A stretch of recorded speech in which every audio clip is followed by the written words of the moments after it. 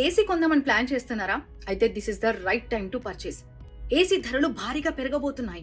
Of course summer వస్తే every year పెరుగుతాయిగా, అందులో కొత్త ఏంటి అని అనుకోవచ్చు.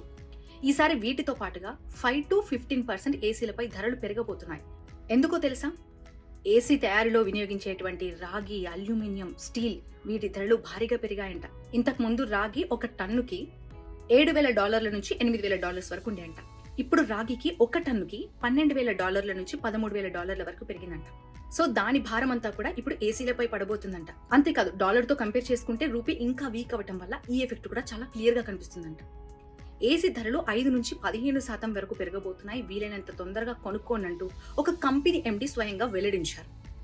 ఎవరైతే ఏసీ కొనాలనుకుంటున్నారో వాళ్ళు వీలైనంత తొందరగా కొనుక్కోండి. లేకపోతే ఈ 5 నుంచి 15% పెరిగితే మీరు ఒక 50,000 పెట్టి ఏసీ కొనాలనుకుంటే 2,500 నుంచి 7,500 వరకు మీరు చెల్లించాల్సి రావచ్చు.